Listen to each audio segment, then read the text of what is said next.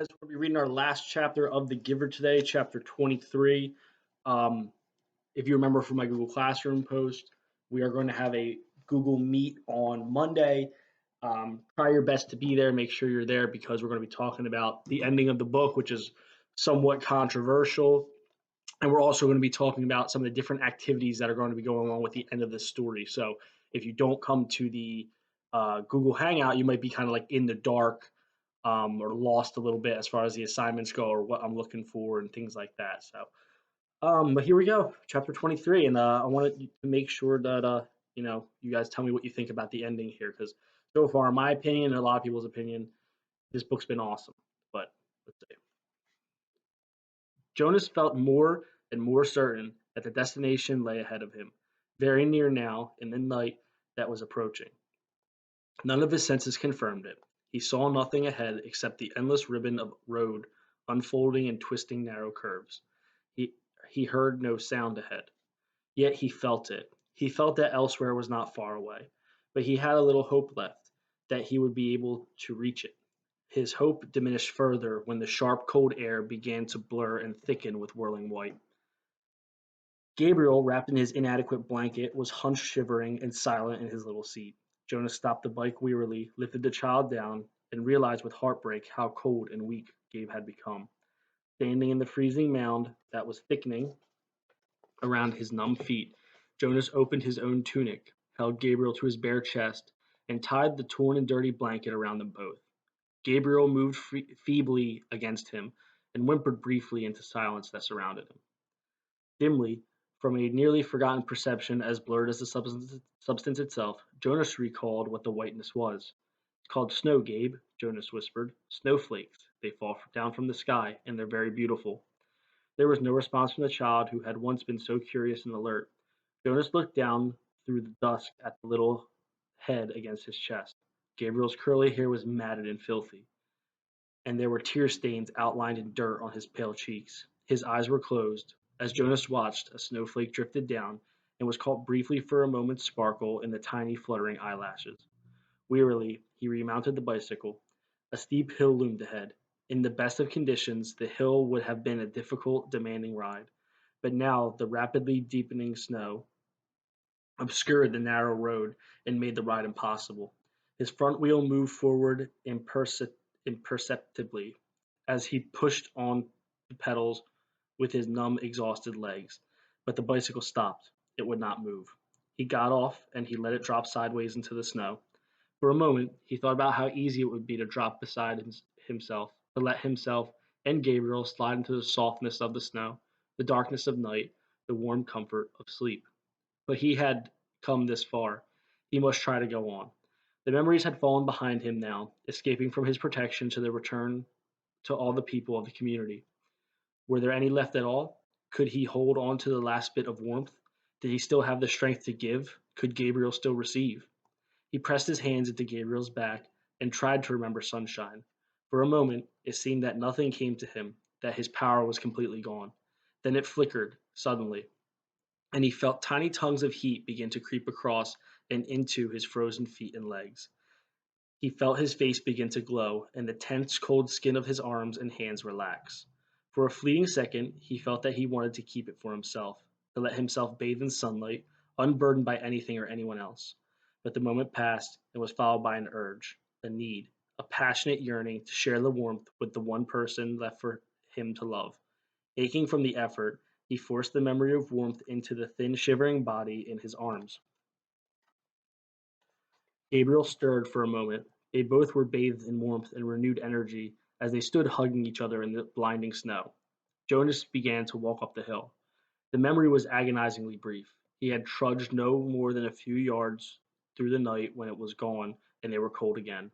But his mind was alert now. Warming himself ever so briefly had shaken away the lethargy and the resignation and restored his will to survive.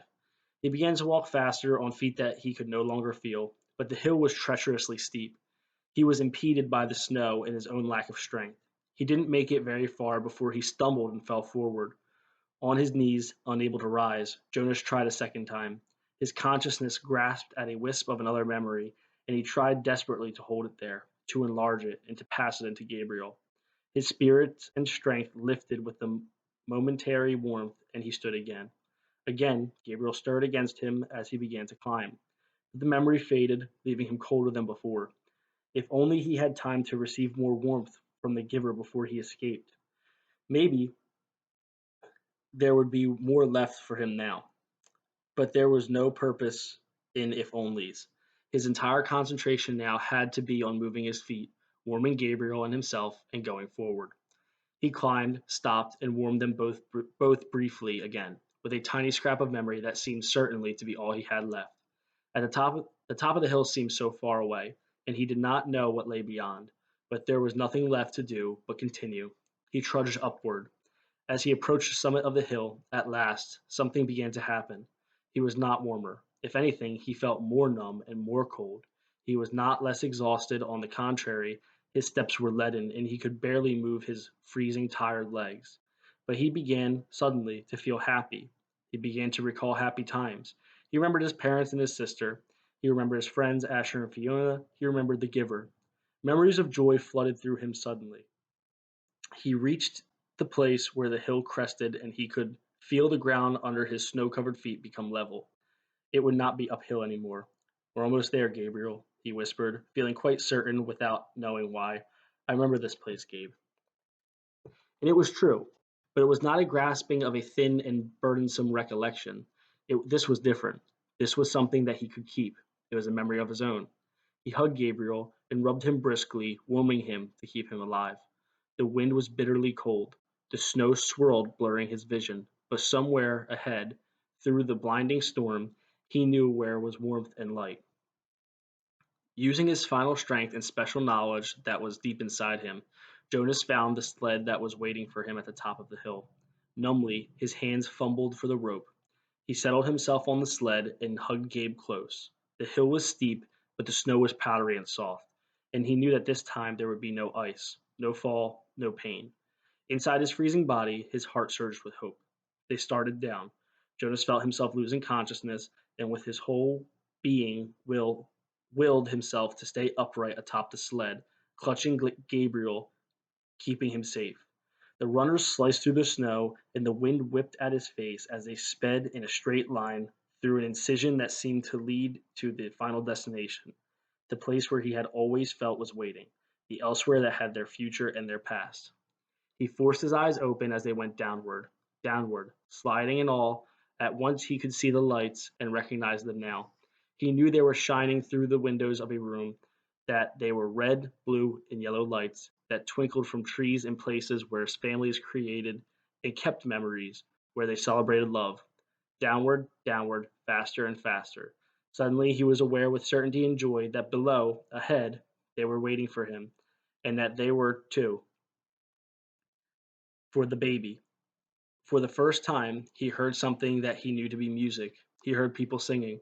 Behind him, across vast distances of space and time, from the place he had left, he thought he heard music too, but perhaps it was only an echo. All right. So that's the end of The Giver. So there's a lot of sort of ideas about this. Some people believe that Jonas rode that sled all the way down to this place he thought was there, and was saved. Other people believe that Jonas and Gabriel passed away before he got to wherever this place he was thinking of, and that these echoes and these memories and things like that were sort of kind of death coming in on him. But there's no definitive answer here. There are a couple other books in the Giver series. So after the Giver, there is one called Gathering Blue. There's another one called Messenger, and there's another one called Sun. I haven't read any of them. However, I was told though that Gathering Blue isn't too great. It's definitely not as good as the Giver. But so think about it. What do you think? Definitely something that you want to bring to the um, meet on Monday. What do you think happened? Do you think he passed away? Do you think he made it to the house? Do you think they were saved? What do you think? So let me know, guys, and go ahead and complete that digital journal, and we'll talk about it. See you guys later.